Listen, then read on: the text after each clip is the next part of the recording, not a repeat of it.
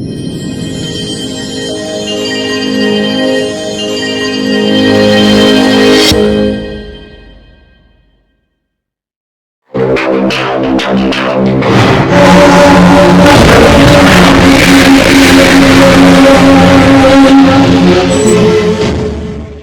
सुना है किसी ने? फोर्स डिग्रेडेशन में किसी भी कंपोनेंट को कैसे हम फोर्स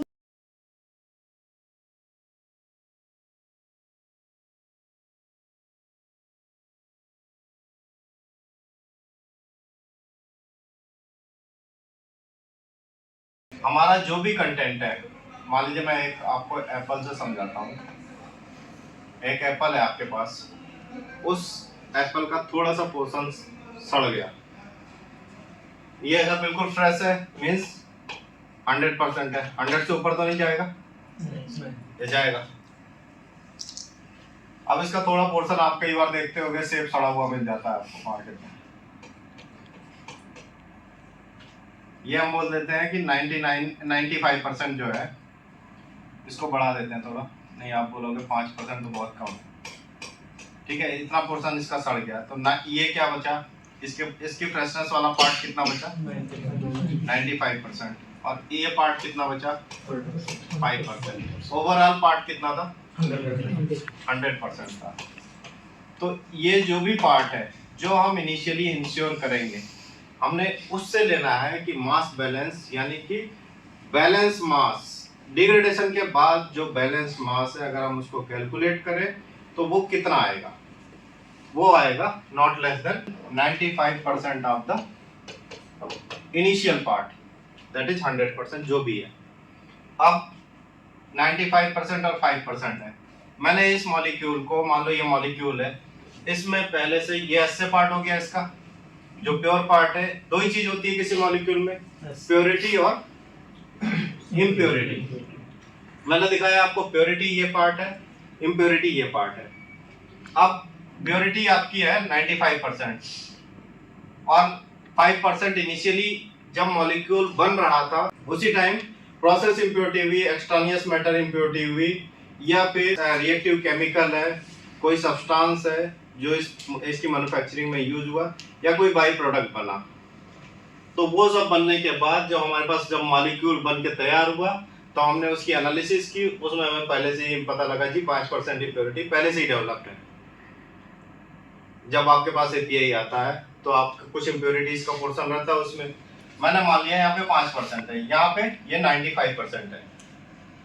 तो प्योरिटी, अब इस पे हमने फोर्स दिया, एक्सट्रानियस फैक्टर्स दिए, एक्सटर्नल फैक्टर्स दिए, कौन कौन से हैं,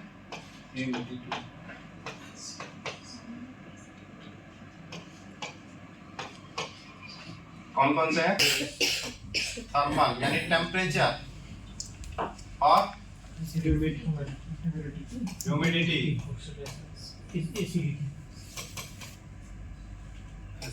एसिड हाइड्रोलिसिस,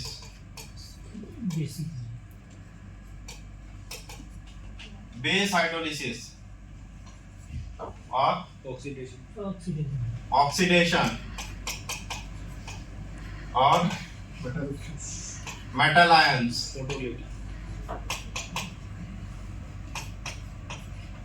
फोटोलिसिस। ये फैक्टर अगर हमने इस मॉलिक्यूल में लगाए तो अब डिग्रेडेशन डेवलप होगा। हमने प्रोडक्ट बनाया, जनरली मैंने आपको एक एप्पल के थ्रू एग्जांपल से समझा रहा हूँ मैं। ये एक प्रोडक्ट समझो आप, इस प्रोडक्ट में कुछ डिग्रेडेशन और हुआ, मान लो ये यहाँ तक हो गया, ये कितना परसेंट है, मान लो पहले 5% था, ये 3% और डिग्रेडेशन हो गया। इतने सारे फैक्टर दिए हमने, 3% हुआ। वैसे तो हमने अचीव कितना करना है, रेंज कितनी है हमारी general range, 5 to 20% degradation achieve करना है। तो 3% पे हमें मास बैलेंसिंग इंश्योर नहीं होगी प्रॉपर्ली, तो हमने और भी डिग्रेडेशन करना है। जो गाइडलाइन बोलती है वो बोलती है अबाउट 10% आपको डिग्रेडेशन करने के लिए ये फैक्टर्स तब तक इंक्लूड करने हैं आपको जब तक कि आपका अप्रोक्सीमेट 10% डिग्रेडेशन ना हो जाए। अगर आप इससे ऊपर करते हो तो फॉर बेटर, 5% मिनिमम है, 20% मैक्सिमम है, 10% क्राइटेरिया के लिए जनरली गाइडलाइन बोलती है। तो 3% में हम नहीं करेंगे, हम इसको एक बार और इसमें से हम एक साथ सारे फैक्टर नहीं देते, 1 by 1 देते हैं और 1 by 1 की ही एनालिसिस करते हैं। अब मान लीजिए हमने दिया एसिड हाइड्रोलिसिस दी, इसमें 3% डिग्रेडेशन हुआ, 24 घंटे के लिए रखा, फिर हम इसको 48 घंटे के लिए रखेंगे। 48 घंटे में रखा और मान लीजिए इसने फिर से एक बार डिग्रेडेशन दिया और इस बार ये मान लीजिए 8% हो गया। कितना हुआ? 8 3 11। We can consider.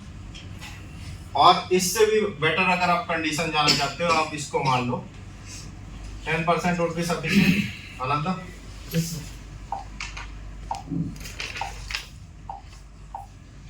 तो हम यहाँ पे 10% डिग्रेडेशन मान लेते हैं। 10% 48 घंटे पे हुआ डिग्रेडेशन, 24 घंटे पे 3% हुआ, टोटल 13% हो गया। 13% डिग्रेडेशन अब हमने अचीव कर लिया।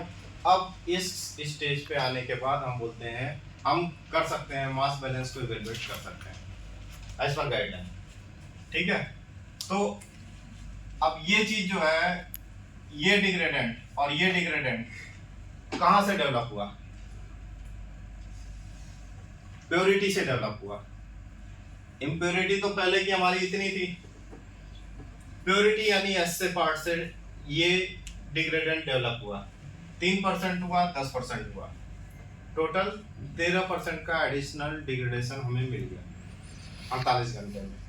इसमें आप जब तक आपको ये अचीव नहीं होता है 5 to 20%, तब तक आप आगे चलोगे। बेस में भी ऐसे ही रहेगा। ऑक्सीडेशन के केस में क्या है? For metallics, oxidation case H2O2 plus ठीक 1 है, more. ड्यूरेशन क्या है? 3 hours. 1 hour 3 hours. 3 hours है। Yes. आई थिंक इससे ज्यादा है, वो let us discuss later on. Metal ion में 24 आवर्स तक अगर आप कर लेते हो तो इसके बाद करने की जरूरत नहीं है। गाइडलाइन बोलती है आपका प्रोडक्ट मेटालिक आयन से सुरक्षित है, स्टेबल है। इन कंडीशंस में अगर इसको मेटल आयन कहीं से भी मिलेंगे, मेटल आयन कहाँ से मिल सकते हैं वो अभी डिस्कस करेंगे। और फोटोलिसिस में, फोटोलिसिस का क्राइटेरिया है 1.2 मिलियन लक्स आवर्स या 200 वाट पर metre square. Minimum 1.2 lakhs and हाँ। maximum 6. अब जब हम ये फोटोलिसिस कहाँ पे करते हैं? स्टेबिलिटी चैम्बर में करते हैं। गाइडलाइन बोलती है कि अगर आप सनलाइट में भी रखते हो तो 4 दिन के लिए रख के आप डिग्रेडेशन देख सकते हो। हम किस पे करते हैं? हम करते हैं फोटो स्टेबिलिटी चैम्बर में। उस फोटो स्टेबिलिटी चैम्बर की कंडीशंस क्या है? क्या क्या लाइट मिलती है वहाँ पे उसको? UV UV, and fluorescent. Fluorescence, visible भी मिलता है। Visible, UV visible only sir. Visible range भी मिलती है। इसके लिए भी क्राइटेरिया बोलता है कि 300 से 800 nm की वेवलेंथ का एक्सपोजर हम देते हैं। और कब तक देते हैं? जब तक कि हम 1.2 मिलियन लक्स आवर ना अचीव कर लें। अब ये आपके स्टेबिलिटी चैम्बर की कंडीशन है कि कितना उसका 1 घंटे में कितना एक्सपोजर उसको मिल रहा है, उस मॉलिक्यूल को कितना एक्सपोजर मिल रहा है, उसके हिसाब से हम कैलकुलेट करते हैं 1.2 मिलियन लक्स आवर कितने दिन में मिलेगा, कितने घंटे में मिलेगा। और maximum, it is minimum and maximum 6.0. 6 million lux hour तक का एक्सपोजर हमने इसमें देना होता है डिग्रेडेंट अचीव करने के लिए। जो ये है 1.2 मिलियन लक्स, ये फ्लोरोसेंस से आता है। नहीं, ये यूवी फ्लोरेसेंस दोनों लाइट आती है। एक तरफ से यूवी, एक तरफ से फ्लोरेसेंस, एक तरफ से नीचे भी यूवी, एक तरफ से फ्लोरेसेंस। नहीं यहाँ आपका मॉलिक्यूल रखा है। नहीं नहीं, जो 1.2 मिलियन लक्स आवर है ये विजिबल लाइट के लिए है, और जो 200 वाट पर मीटर स्क्वायर है ये यूवी लाइट के लिए है। ये यूवी लाइट का क्राइटेरिया है 200 वाट पर मीटर स्क्वायर, और 1.2 मिलियन लक्स आवर जो है वो विजुअल लाइट के लिए है। General that और जो फ्लोरोसेंस है वो विजुअल लाइट ही प्रोड्यूस कर रहा है। chances is there Hmm. for fluorescent car. Fluorescence जो है वो विजुअल लाइट प्रोड्यूस कर रहा है। राइट। और जो यूवी है, यूवी का क्राइटेरिया 200 वाट पर मीटर स्क्वायर है और विजुअल का 1.2 मिलियन लक्स पर आवर है। For visible. हाँ, for Visible is the fluorescent. Per hours नहीं है, वो this is not per hour. Million lux lux hours. हाँ, ये लक्स बात। Hours. But we are measuring, हमारा क्या क्राइटेरिया है? हमारा फोटो स्टेबिलिटी चैम्बर की कैपेसिटी कितनी है? About 8000 Yes. 9000 9000 lux per hour. lux per hour. तो पर आवर तो अभी बोल रहे, अभी आप बोल रहे थे पर आवर नहीं होगा। पर आवर है यहाँ पर, 1 आवर में 9000 लक्स देता है। अब हमने 1.2 मिलियन लक्स अचीव करना है, तो 1.2 का मतलब कितना हुआ? डिवाइड कर देंगे। ठीक है, 12 लाख डिवाइडेड बाई 9000। 9000। इसमें दोनों तरफ का जो है, जब लक्स मीटर से हम मेजर करते हैं, कितने दिन हुए, कितने घंटे हो गए? 120। कितने हुए?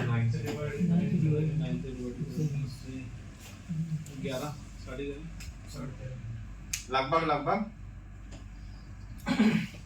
कितने हुए? 13 घंटे। जब 1,20,000 आदमी ने लिखा है और जब 12 लाख होगा, 1,20,000 लिख दिया, आंटी को 12 लाख कर दिया। 2,500 लाख 10 लाख 12 लाख। अब 1200 डिवाइडेड 9 तो हो गया 400 डिवाइडेड 3, 133 आवर। अप्रॉक्स 400 मान लें। 133.3 आवर। तो 400 कहाँ से हो गया भैया? 400 कहाँ से हुआ? 1200 डिवाइडेड बाई 9 हो गया 1200 डिवाइडेड बाई 3 हो गया ना, 133.3। 133। मनोज तिवारी जी ने बिल्कुल सही बताया, 133 के आसपास पहुंचेंगे हम। ये इतने घंटे का एक्सपोजर देंगे तो हमें मिलेगा 1.2 मिलियन लक्स आवर का एक्सपोजर। मतलब मॉलिक्यूल को हम 1.2 मिलियन लक्स आवर का एक्सपोजर देंगे। तो 133 घंटे देने हैं, डिवाइडेड बाई 24 किया, कितने दिन बनते हैं? 1.5 days. हाँ, तो लगभग 6 दिन का मिनिमम एक्सपोजर हम इसमें देते हैं to achieve the degradation about 5 to 20%। Sir ये 9000 लक्स क्या है आवर पर आवर? ये हमारी मशीन की कैपेसिटी है। Exposure. 1 घंटे में जो एक्सपोजर देती है वो 9000 लक्स आवर्स का देती है। तो 9000 हमने फिक्स किया हुआ है। नहीं, फिक्स नहीं मशीन- किया है। नॉर्मल मशीन है, मशीन है। उसमें जो आपके लक्स लाइट्स लगे हुए हैं, Photo activity. वो लाइट का जो है एक इंटेंसिटी है। नहीं, इसको मेजर करते हैं हम लक्स मीटर से। Lux उसी meter. की बात कर रहे हैं। जितनी आएगी तो वही उस वाले वही से divide यही करें। नियरली 9000 आ रहा है, ठीक है। अभी हमारी जो कैपेसिटी आ रही है मशीन की वो 9000 आ रही है। जब इसकी इंटेंसिटी कम हो जाएगी तो और कम हो जाएगा, तो फिर हम टाइम ज़्यादा बढ़ा देंगे। ये लक्स मीटर से ही मेजर करते हैं। इसमें एक चीज ध्यान रखना होता है, जब लक्स मीटर से मेजर करते हैं तो ऊपर का भी लाइट आती है और नीचे से भी आती है, दोनों को ऐड करना पड़ता है। यही बनाया, ये दोनों ही ऐड किया हुआ है। यहाँ पे ऊपर हमारा का मॉलिक्यूल, कुछ 5000 के आसपास आएगा, यहाँ पे हमने नीचे का मॉलिक्यूल 3000। रख दिया और यहाँ पे एक्सपोजर मिला उसको, ऊपर से भी एक्सपोजर मिल रहा है, नीचे से भी एक्सपोजर मिल रहा है, डिग्रेडेशन के लिए। ठीक है? सर ये हमारे पास अलग से ही है। अरे उधर भी दिखा दो यार। हाँ, फिर से पूछो। ये हम अपने स्टेबिलिटी चैम्बर से ही ले लेते हैं या photo stability stability chamber chamber. हमारे पास अलग से अलग रखा हुआ है, इतना बड़ा चैम्बर है नीचे अच्छा, तक। उसमें सिर्फ हम फोर्स डिग्रेडेशन के लिए यूज करते फोटो हैं। स्टेबिलिटी, फोटोलिसिस के लिए। वही मतलब फोर्स डिग्रेडेशन हाँ। मतलब करनी होगी तो हम वही यूज हाँ, करेंगे। वही करते हैं। और मतलब किसी प्रोडक्ट के लिए नहीं। नहीं, फोटो स्टेबिलिटी के लिए। If otherwise we have to do sunlight also. हाँ, अगर हमारे पास कुछ जगह पे जैसा हमने सन की लाइट में रख दिया, पेट्री डिश में लिया मॉलिक्यूल और सनलाइट में रख दिया और 4 दिन बाद हमने उसकी स्टडी की, तो सनलाइट डिग्रेडेशन देखा हमने। बट वहाँ पे यूवी हमें प्रॉपर नहीं मिला, विजिबल हमें प्रॉपर मिला। वेवलेंथ हम इंश्योर नहीं कर सकते थे कि भाई 300 से 800 ही है, कितनी है। यहाँ पे हमारा मेजरमेंट क्राइटेरिया मशीन में फिट है, तो हम इंश्योर कर सकते हैं। तो सर वो एक डबल एस में साइड में रखा है वो क्या है? Double AC. वो एक लगाई वो लाइट वो सिर्फ mercury light, sodium light, mercury light है। या ऑक्सीडेशन हम किस किस मॉलिक्यूल के थ्रू करते हैं, किस कंपाउंड के थ्रू करते हैं oxidation? Hydrogen peroxide potassium permanganate और KMnO4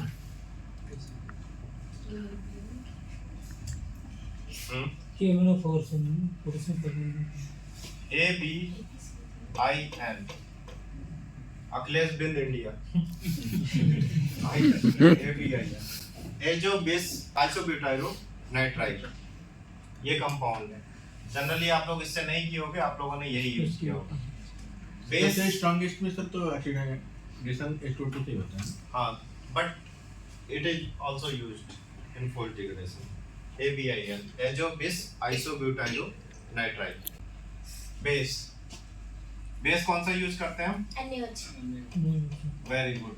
सवाल ये नहीं था, सवाल है किस कॉन्सेंट्रेशन में यूज करते हैं?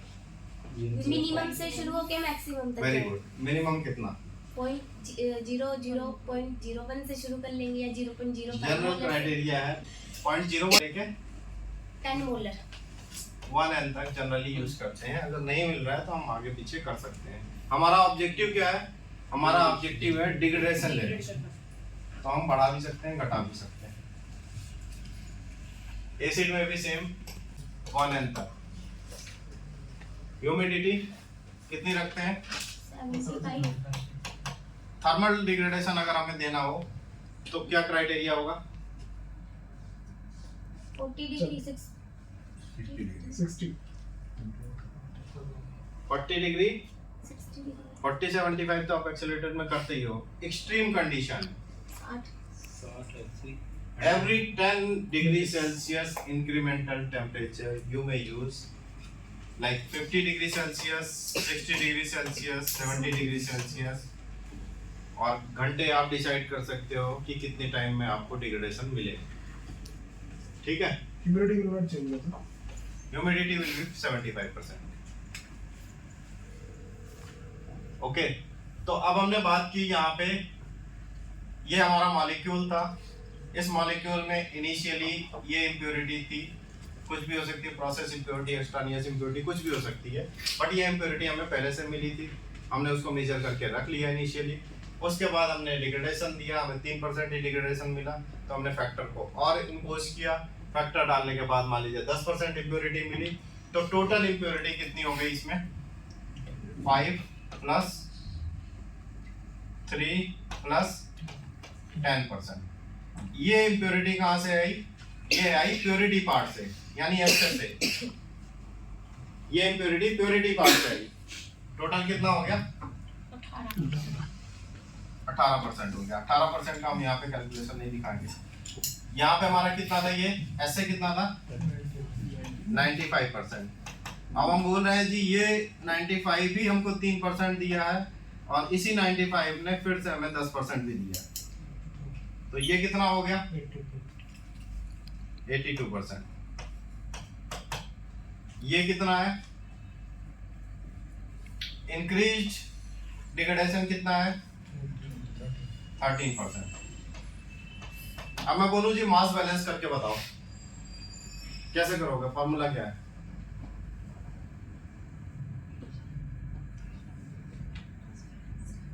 मास बैलेंस करने को अगर मैंने बोला कि इसका मास बैलेंस करके बताओ, फॉर्मूला क्या है?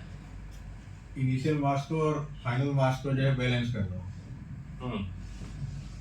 सिंपल बात है। इनिशियल मास कितना है और फाइनल मास कितना है, कितना आपको जो है कम या ज्यादा मिल रहा है, कितना % वो बताना है। 95 इनिशियल ऐसे था, 5% इम्प्योरिटी थी, हमने फैक्टर लगाया, ये डिग्रेड को 82%, ये 3% आया, हमने एक बार और फैक्टर लगाया, ये फिर 10% हो गया, टोटल हो गया 13%। 13% हुआ, ये 82% हो गया। अब मास बैलेंस करना है, फॉर्मूला क्या होगा? एनीबॉडी? मास बैलेंस का सीधा मतलब है कि पहले जितना मास था इम्प्योरिटी और प्योरिटी को लेके, जो भी मास था उतना ही मास डिग्रेडेशन के बाद भी हो, पहली चीज। दूसरा ऑब्जेक्टिव, ये फुल डिग्रेडेशन कर रहे हैं भाई, ये 13% हो तो गया, लेकिन क्या हम सब डिग्रेडेंट को आइडेंटिफाई कर पा रहे हैं जो हम मेथड यूज कर रहे हैं? यानी कि वो मेथड जो इस मॉलिक्यूल की स्टेबिलिटी को इंडिकेट करे। स्टेबिलिटी इंडिकेटिंग मेथड का डेवलपमेंट भी फुल डिग्रेडेशन का पार्ट है, क्योंकि हम मॉलिक्यूल ये प्रोडक्ट की डेवलपमेंट स्टेज में करते हैं जनरली।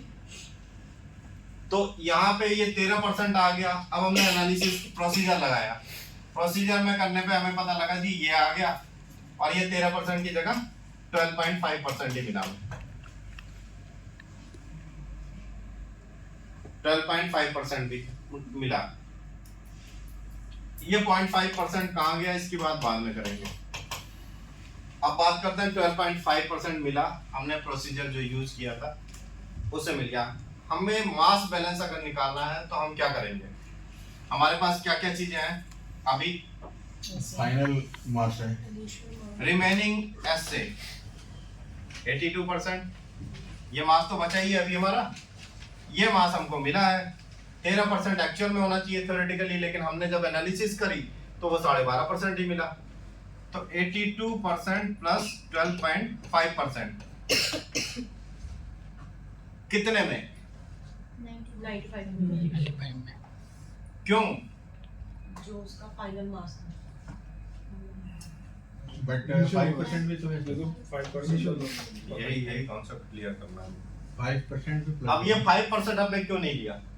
क्योंकि ये पता ही था। क्योंकि ये पहले था। तो कैलकुलेशन में क्यों नहीं लिया? पता तो था। प्योरिटी 95 सब जो हमने डिग्रेडेशन किया है वही चेक कर रहे हैं ना, जो फॉल्सली डिग्रेडेड। जो प्योरिटी तुम्हारी 95% है ना। एक केस ये है सर कि 5% बढ़ करके 13% हो रहा है, हाँ या 5% से अलग है वो। 13% एक्स्ट्रा बढ़ रहा है। हाँ, क्वेश्चन ये है। ये 13% एक्स्ट्रा है, वो मैंने बता दिया था। मैंने, आप थे नहीं। ये एप्पल है 5% का, इस ये इम्प्योरिटी 5% की है, 95% की प्योरिटी है। अब हमने इसको एक फैक्टर दिया, 3% ये बढ़ गया, ये डिग्रेडेशन हो गया, और एक डिग्रेडेशन और हुआ, ये 10% है। हाँ तो ठीक है ना, फिर ये पिक्चर इसलिए बनाई है क्योंकि आपके दिमाग में क्लियर रहे।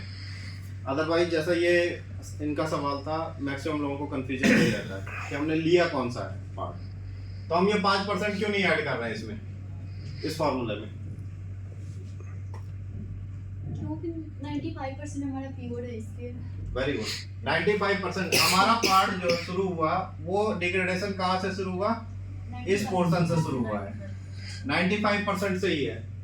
तो कंप्लीट पार्ट में से हमने 95% से ही डिग्रेड किया इसको, हमने इसको 95% को ही डिग्रेड किया। तो हमारा कंप्लीट पार्ट कौन सा हो गया? कंप्लीट पार्ट यानी 100%, 100% पार्ट कौन सा है जिससे हम डिग्रेडेशन कर रहे हैं? 95% जो प्योरिटी है। नहीं, हाँ, तो ये इनिशियल ऐसे हो गया। यही प्योरिटी इम्प्योरिटी में कन्वर्ट हो रही है 12.5 में। बाकी प्योरिटी उस टाइम जब ये 12.5 में कन्वर्ट हो रही है तो प्योरिटी कितनी थी? 82। बाद में 82%। तो ये प्योरिटी और ये इम्प्योरिटी हमने किस में से लिया? 95 से लिया। तो हम 95 को 100% मान लेंगे कि कंप्लीट पार्ट है, इस कंप्लीट पार्ट में इतना पार्ट हमें मिला, इनटू 100 करेंगे तो ये परसेंटेज में मिल जाएगा। तो माइनस करेंगे या प्लस करेंगे? किसको? 82 प्लस जो इम्प्योरिटी हमारा आ रहे हैं। Good question. मुझे भी लगता है इस सवाल का जवाब हमारी ऑडियंस में से कोई दे सकता है। अभी लोग प्लस करेंगे तो प्लस करेंगे। सर माइनस करना चाहिए। कमलजोत, प्लस करेंगे। सानिया, सर प्लस करेंगे। प्लस करेंगे। हाँ जी, मुझे तो लगता है माइनस करेंगे। प्लस करेंगे। प्लस करेंगे। इसी कंफ्यूजन को दूर करने के लिए, क्योंकि ज्यादातर लोगों को कंफ्यूजन ये रहता है, मैंने आपको पिक्चर इसीलिए बनाई है क्योंकि हम पोर्शन यहाँ से ले रहे हैं। हमने इस पार्ट में डिग्रेड होने के बाद अब इतना पोर्शन हमें एनालिसिस में नहीं मिल पाया, 0.5% नहीं मिल पाया, इसीलिए हमने 12.5 हमने हमारी मेथड की कैपेबिलिटी दी कि भाई 12.5% ही देंगे हम। 13% की डिग्रेडेशन है लेकिन हम देंगे 12.5% ही। तो इस पोर्शन की बात करें हम, डिग्रेडेशन यहीं से स्टार्ट हुआ, इसका इवैल्यूएशन नहीं हो पाया। तो एक ये पोर्शन, सर ये 13% की जगह पर 15% भी हो सकता है। एक ये पोर्शन और एक ये पोर्शन, ये 0.5% हमें नहीं मिला है मेथड में। ये टोटल पार्ट में से एक्चुअल में टोटल पार्ट इतना था, मिला कितना, इतना। तो प्लस होगा या माइनस होगा सरिता? प्लस होगा या माइनस होगा? सर अगर 82 की जगह पे हम 95 रखते हैं देन माइनस होगा। हाँ, दो तरीके हैं जो तुम कंफ्यूज हो रही हो, एक एब्सोल्यूट तरीका है और एक रिलेटिव तरीका है। एब्सोल्यूट तरीके में जो आप बोल रहे हो सब्ट्रैक्शन होगा, अगर हम रिलेटिव तरीका यूज करेंगे जो मैंने बताया आपको सिंप्लीफाई करके, तब ये यूज होगा। सर क्वेश्चन यहाँ पर ये है, ये 13% हो रहा है थियरेटिकली, क्या 12.5% हम मानते हैं कि मतलब कम आ रहा है, क्या ये 14% भी आ सकता है? आ सकता है, आ सकता है। बिल्कुल आ सकता है। क्यों आ सकता है? अब सवाल ये है कि क्यों आ सकता है, कहाँ से आएगा? कहाँ से नहीं, क्यों आ सकता है? एनालिस्ट एरर हो सकता है, मशीन एरर हो वेरी सकता है। Good, very good. Preparation error, sample preparation error हो सकता है, और एनवायरनमेंट एरर भी हो सकता है। लाइक मतलब जैसे कि लाइट कुछ वो मोटर ले जाए। हाँ हो सकता है। प्रोडक्ट के नेचर पे भी डिपेंड करता है। वेरी गुड, इनहेरेंट प्रॉपर्टी भी होगी, और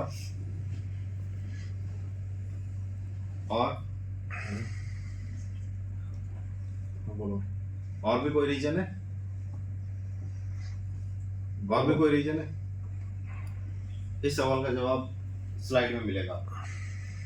ये क्लियर हो गया सकता है आपको? सर मैं ये पूरा जो 5% है हमारा इनिशियल में ये तो कंसिडर हमारे जब डिवाइड करेंगे तो तब भी तो आएगी।